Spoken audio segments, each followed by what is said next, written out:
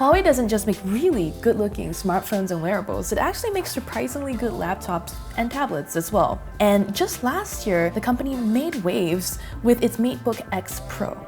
Possibly because that laptop actually hid a webcam into its keyboard so it would pop up when you needed it, but also because it was just such a great all-around laptop. At CES 2019, the company is unveiling a new Matebook called the Matebook 13. So with the Matebook 13, Huawei is trying to target a different segment or a different type of consumer, someone that's looking for more or less the same power and portability, but at a slightly budget-friendlier price. I've been using a Matebook X, the 13-inch version, as my main driver for what feels like a year now, and this basically feels like a light version of that.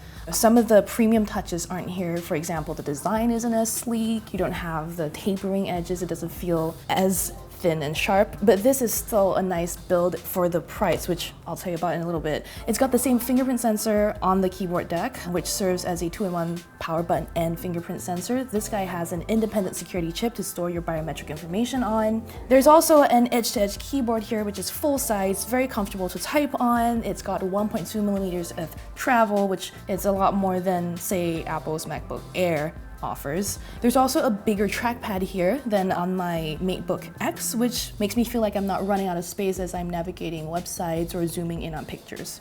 The screen is also mostly the same. It's got 4.4 millimeter bezels as well as a 3:2 ratio that will let you see more of a website as you're scrolling or more of your document. There's also a touchscreen this time around, by the way.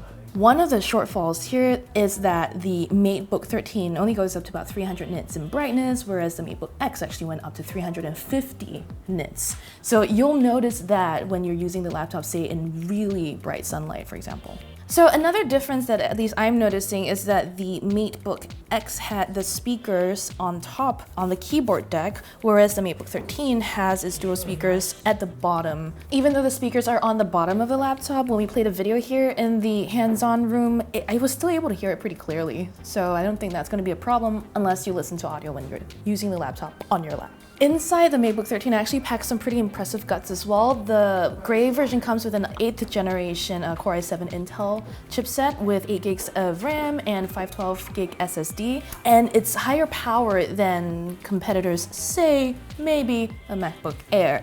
Huawei was able to pack more powerful guts in there because it says it has a unique shark fin 2.0 cooling system that helps dissipate air. They've put a dual fan system in between the CPU and GPU to keep heat away from each other and prevent overheating better. Also, about 50% of the chassis is taken up by the 42 watt-hour battery here that Huawei says is supposed to provide up to 10 hours of 1080p video playback, but that is on the i5 version of the laptop. Like the Matebook X, this only has 2 USB-C ports, which is already more generous than the original MacBook. But Huawei knows you need ports, so it's included a dongle or a dock that you can plug in, and it'll offer options for USB-C, USB-A, VGA, and HDMI without you having to spend some extra money. All of this comes in 2 configuration options. There's the i5 one that I mentioned with an integrated UHD 620 graphics chip. That will start at $999 with 8 gigs of RAM and 256 gigs of SSD.